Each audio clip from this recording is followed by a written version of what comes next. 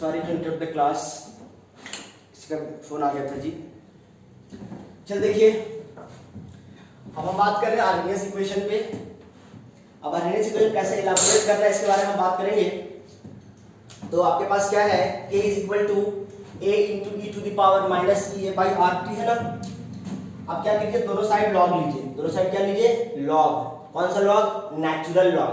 देखिए लॉग दो तरह का होता है, एक होता है लॉग बेस ई, एक होता है लॉग बेस 10। लॉग बेस 10 को बेसिक लॉग कहते हैं और लॉग बेस ई को नेचुरल लॉग कहते हैं।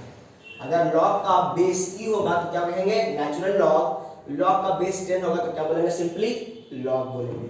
बात समझ में आ रहा है। तो यहां से हम दोनों साइड लॉग लेते हैं तो क्या हो जाएगा बच्चों, ln k is equal to ln a into E to the power minus E A upon R D. नहीं हो जाएगा। क्या आप लॉग की प्रॉपर्टी जानते हैं, log a into log b is equal to होता है log a प्लस b।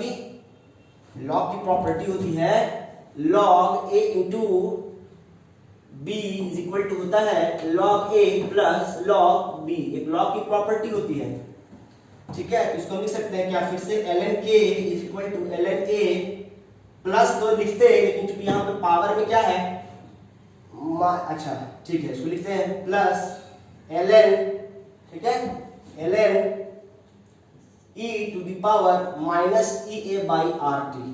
यहाँ तक कोई दिक्कत है, ये दोनों इंटू में था ना, यहाँ पे क्या है, इंटू में है ना, तो a इंटू बी है, तो a इंटू बी का क्या हो जाएगा, log a plus log b हो जाएगा ना। अब एक बात लॉग की एक और प्रॉपर्टी जानिए, अगर log x to the power a है, log का बेस अगर x है और ये भी x है, x पावर a, तो इसका वैल्यू a हो जाता है। तो नेचुरल लॉग अभी तुरंत क्या बताए थे, नेचुरल लॉग का मतलब क्या होता है, लॉग बेस e होता है, बताए थे कि नहीं बताए थे। तो इसका मतलब इसको लिख सकते हैं क्या, ln k is equal to ln a minus E A by R T. अरे मेरे भाई यहाँ पे क्या हुआ, ln के नीचे e था, e का power minus E A by R T था। ये वाला भी क्या बताया, अगर x to the power x ये वाला होता है खाली a बच जाता है। तो यहाँ पे क्या है, ln e और e खाली ऐसा खत्म हो गया, यहाँ क्या बचेगा, खाली minus E A by R T बचेगा। तो minus E A by R T, ये ln कहाँ खत्म हो गया, समझ में आया।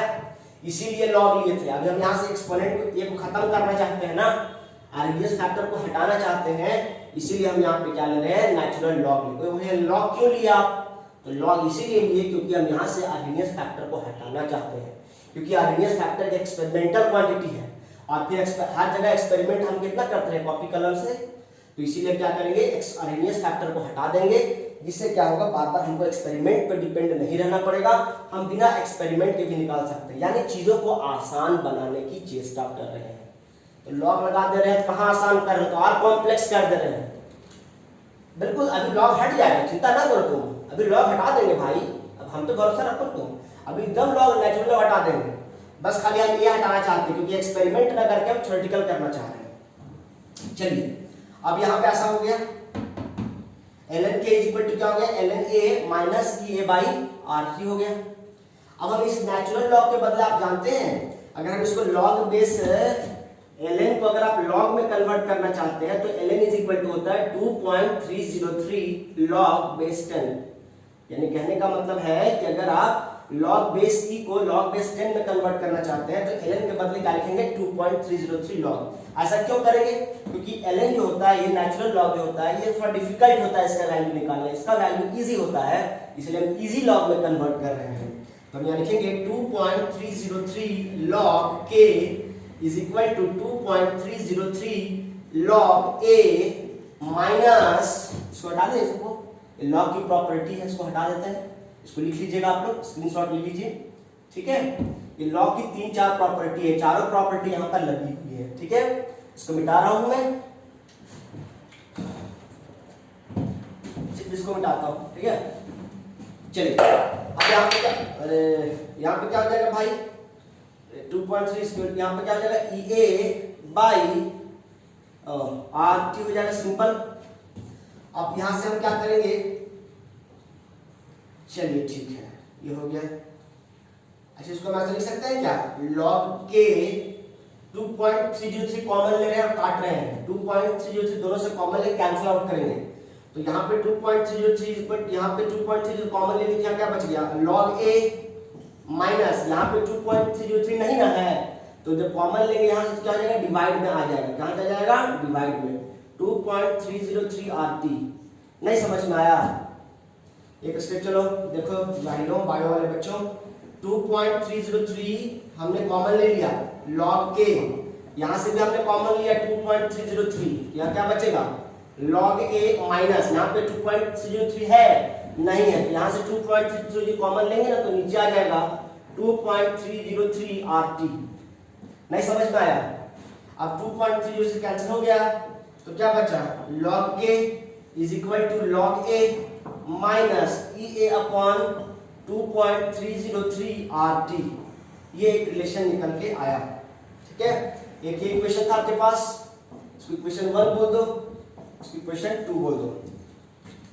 हमको यहाँ से a को हटाना है, तो a को हटाना है, इसलिए क्या करेंगे, एक बार अब आप जानते हैं कि टेम्परेचर और रेट कांस्टेंट में कैसा रिलेशन होता है, डायरेक्ट रिलेशन होता है।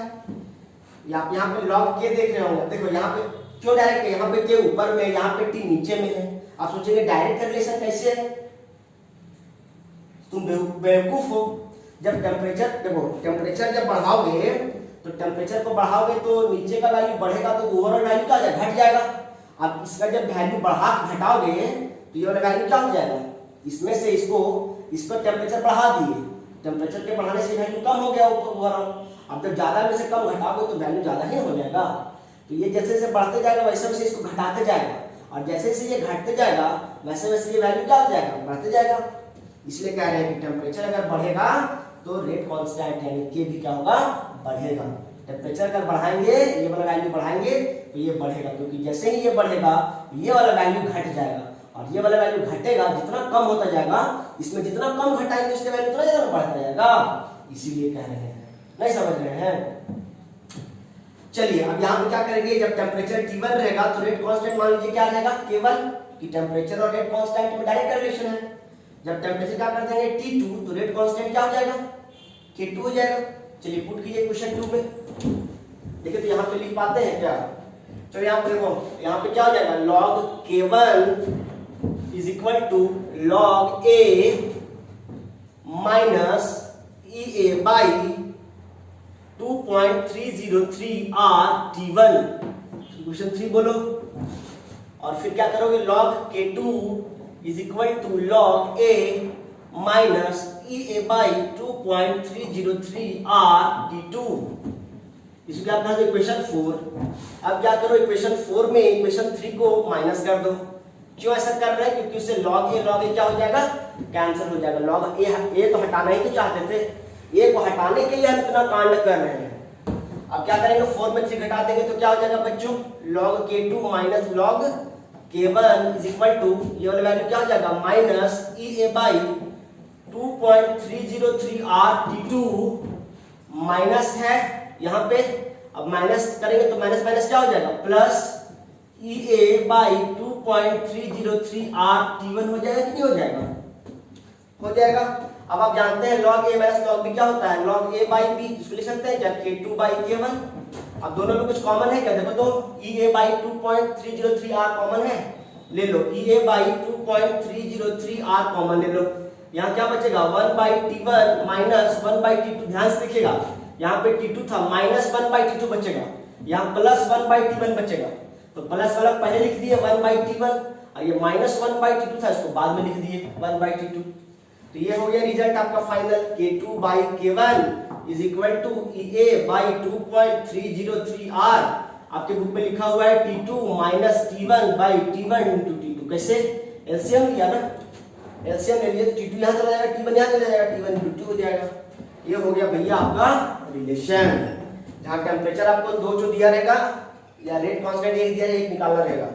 यहाँ से न्यूमेरिकल आएगा सीबीएसई के बच्चों, बहुत ध्यान से समझिएगा, ये डेरिवेशन भी समझिएगा, ये बहुत इंपॉर्टेंट रिजल्ट है, बहुत ज्यादा इंपॉर्टेंट रिजल्ट है, प्लीज समझिए। यहाँ से सीबीएसई में न्यूमेरिकल रखना एकदम कंपलसरी होता है, इसको बहुत अच्छे से देखिएगा। अब हम ग्राफ की बात करते हैं, किसी क्वेश्चन का नाम दे देते हैं 5। अब हमको इक्वेशन 1, इक्वेशन 2 और इक्वेशन 5 का ग्राफ खींचना है। नहीं इसके कहां खींचना है, 5 को छोड़ो, 5 से न्यूमेरिकल खाने। इक्वेशन 1, इक्वेशन 2 तो आपको अगर ग्राफ खींचना है तो कैसे ग्राफ खींचेंगे? देखिए मुझे y equal to mx plus c का ग्राफ दिख रहा है, स्ट्रेट लाइन दिख रहा है आपको, स्ट्रेट लाइन बिल्कुल दिख रहा है भाई। मान लीजिए आपको इसका ग्राफ खींचने बोला, ये आपका डेरिवेशन हो गया। क्या आप लोग उधर का दिखाई दे रहा है? उधर का दिखाई दे रहा है? देखता हूं मैं, चेक करता हूं, अगर नहीं दिखाई देगा तो मैं फिर से उसको रिकॉर्ड करूंगा, ठीक है? आई होप कि दिखाई दे रहा होगा। इसका अगर हमको ग्राफ बनाना है log k is equal to, देखिए इसको कैसे ग्राफ बनाएंगे, ठीक है? इसका स्क्रीनशॉट पहले लीजिएगा जी। यहाँ क्या लिखा हुआ था? t1 रहेगा तो k1, t2 रहेगा तो k2। इसका स्क्रीनशॉट ले लीजिए या वीडियो पॉज करके इसका नोट्स बना लीजिएगा। ये डेरिवेशन आपके नोट्स में नहीं होगा, उसके बाद हम आगे चलेंगे, ठीक है? चलिए आगे बच्चों चलते हैं। इसका आपको अगर ग्राफ, इसका ग्राफ खींचने बोलेगा, देखिए कैसे ग्राफ खींचेंगे। इसको बोलेंगे y, कंपेयर करेंगे, इसको बोलेंगे c, इसको बोलेंगे माइनस mx, ठीक है? y equal to mx plus c होता है ना जी, स्ट्रेट लाइन का graph y is equal to mx plus c, तो y ये हो गया, c इंटरसेप्ट मतलब समझते हैं ना, ग्राफ कैसे खींचेंगे इसका? c का मतलब क्या समझते हैं? इंटरसेप्ट, यहां से ग्राफ स्टार्ट होगा। अब स्ट्रेट लाइन है तो ग्राफ देखो माइनस में है तो ग्राफ कैसे जाएगा? नीचे जाएगा। ये क्या हो गया? y और x का ग्राफ कैसा होगा? तो यहाँ पे क्या लगेगा? ये y है, x और y कोऑर्डिनेट, ये x है, x का वैल्यू क्या है यहाँ पे? देखो x मतलब वेरिएबल होता है, तो ये क्या हो जाएगा? 1/t।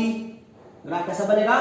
1/t। देखो 1/t ही वेरिएबल है, बाकी EA by 2.303 r जो ये कांस्टेंट है, स्लोप है, m है। m क्या होता है? स्लोप।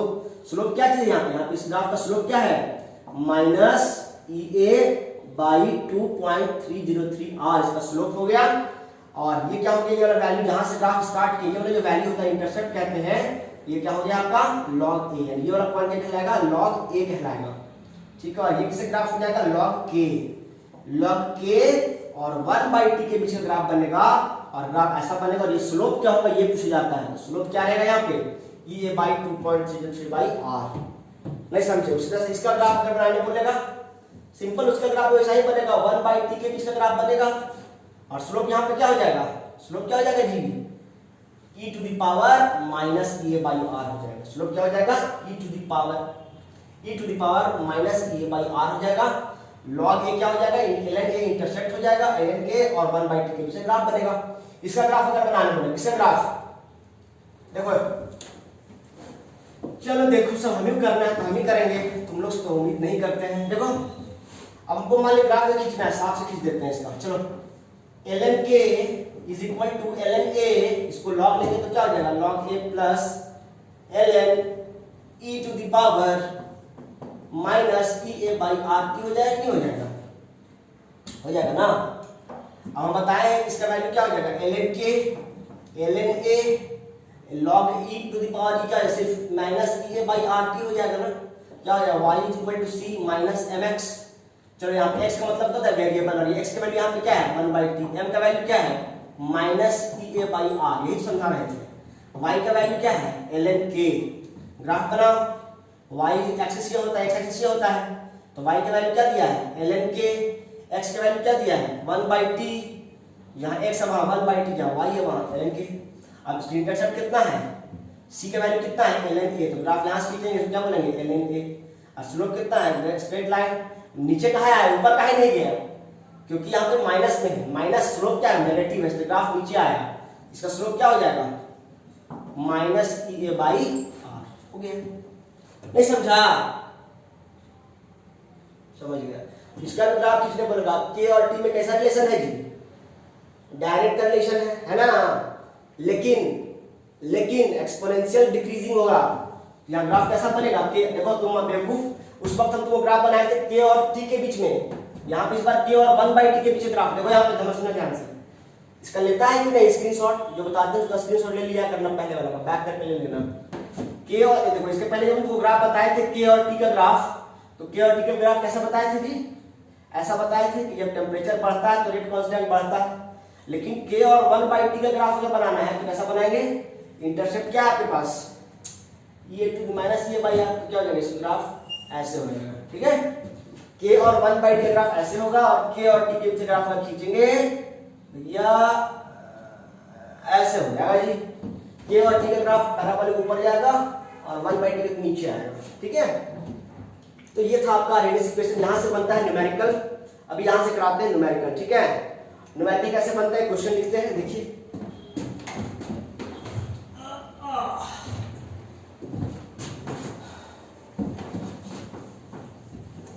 न्यूमेरिकल बहुत इंपॉर्टेंट है इसका, न्यूमेरिकल सीबीएसई के बच्चे विशेष ध्यान देंगे।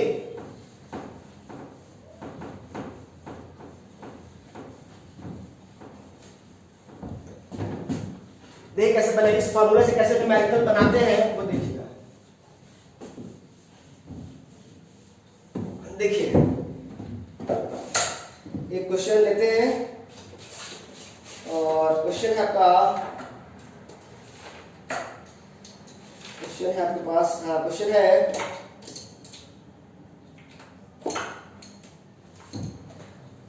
The rate constant for first order reaction, problem है the rate constant of a first order reaction, the rate constant of a first order reaction increases from 2 into 10 का power minus 2 to 4 into 10 का power minus 2 when the temperature changes from 300 Kelvin to 310 Kelvin. Calculate भाई, calculate the energy, calculate the activation energy, calculate the activation है, short में लिख रहे हैं ये। और क्या क्या दिया हुआ है आपको, log 2 का वैल्यू दिया है 0.301, log 3 का वैल्यू दिया है 0.477 और क्वेश्चन में गिवन होता है, और log 4 का वैल्यू दिया है 0.6021। ये सीबीएसई 2015 का क्वेश्चन है, आपके पास रिलेशन है। देखिए क्या क्या दिया है, क्वेश्चन को पढ़िए, डेटा निकालने की कोशिश कीजिए। सबसे पहले क्वेश्चन को पढ़कर डेटा निकालने की चेष्टा कीजिए कि क्या दिया है। The rate constant of first order reaction, rate constant increases from, मतलब रेट कांस्टेंट इंक्रीजेज बढ़ता है, कहां से कहां, तो 2 यानी K1 कितना दिया हुआ है आपको, 2 into 10 का पावर minus 2, K2 कितना दिया हुआ है आपको, 4 into 10 का पावर minus 2 दिया हुआ है। टेम्परेचर चेंज करता है कहां से कहां, 300 केल्विन से 310 केल्विन, यानी T1 कितना हो गया 300 केल्विन। टेम्परेचर को केल्विन में रखना है, नहीं दिया रहता केल्विन में तो केल्विन में कन्वर्ट करके पुट करते हैं। T2 कितना दिया हुआ है 310 केल्विन।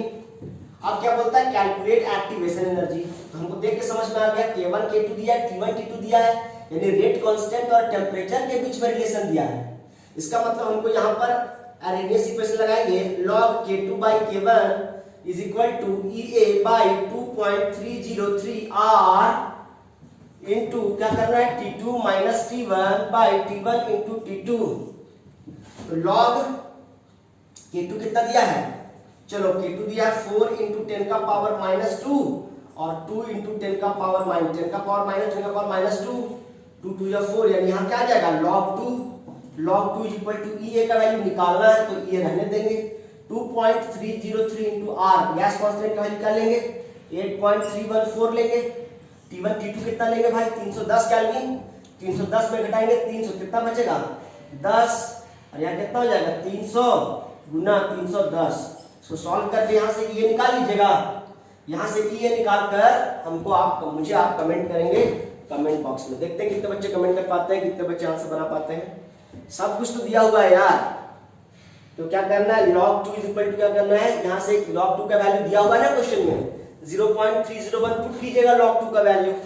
EA एक्टिवेशन एनर्जी निकालना है, जूल में आंसर आएगा आपका, क्योंकि 8.314 क्या होता है जूल पर केल्विन होता है ना, तो आंसर क्या चीज में आएगा जूल में आएगा। किलो जूल में कन्वर्ट कीजिएगा तो 1000 से डिवाइड कर दीजिएगा जूल को, आंसर आ जाएगा आपका जूल, इतना एक्टिवेशन एनर्जी हो गया।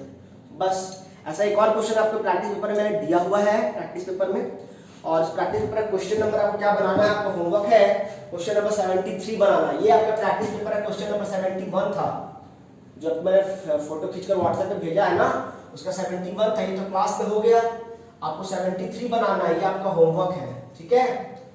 क्वेश्चन लिखने में टाइम वेस्ट नहीं कर रहा हूँ। 70 उसके बाद ये चैप्टर ऑलमोस्ट खत्म हो गया है। थोड़ा बहुत कुछ बचा कुचा होगा तो हम लोग क्लास में लास्ट में देख लेंगे। अगला क्लास आज ही स्टार्ट होगा और आज स्टार्ट होगा haloalkanes and haloarenes. लेकिन बहुत से बच्चे ऐसे भी हैं जिनको ऑर्गेनिक का वो भी नहीं आता है। 11th उन्होंने कुछ नहीं क्लास किया है।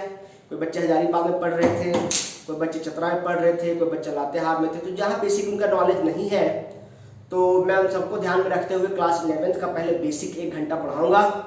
पहले ऑर्गेनिक को बेसिक तरीके से समझाऊंगा जो आपको 12th में ज़रूरत है। जब वो हो जाएगा फिर हम आगे बात करेंगे, ठीक है। फिर स्टार्ट करेंगे 1 घंटे का लेक्चर, बेसिक लेक्चर होगा आपका ऑर्गेनिक का। उसके बाद हम स्टार्ट करेंगे haloalkanes and haloarenes. Class 11th के बच्चे जो आपके जूनियर्स हैं उनका भी क्लास स्टार्ट होगा। थोड़ा हेक्टिक शेड्यूल है 12th का, इसीलिए कल से इसको मैं क्लास 11th के बच्चों का भी मैं टाइम निकालूंगा। थोड़ा वाइफ के लिए भी टाइम निकालना पड़ता है अभी, तो थोड़ा सा दिक्कत है। तो कल से हम लोग क्या करेंगे, क्लास 11th के लिए भी टाइम निकालेंगे और अपने बच्चों को बता देंगे। इस चैनल को सब्सक्राइब कर लें, बेल आइकन प्रेस कर दें, ऑल में क्लिक कर दें, ठीक है। आपको नोटिफिकेशन मिलता रहेगा। और काइंडली वीडियोस को व्यूज करें और नोट्स बनाएं प्रॉपरली। आपके पास जो नोट्स है उसमें जो कमी रह जाती है वो क्लास में पूरी होती है, और इसको जो कहाँ जहाँ कमी रहती है तो काइंडली इसको कवर करके मैनेज करेंगे, ठीक है। चलिए ठीक है।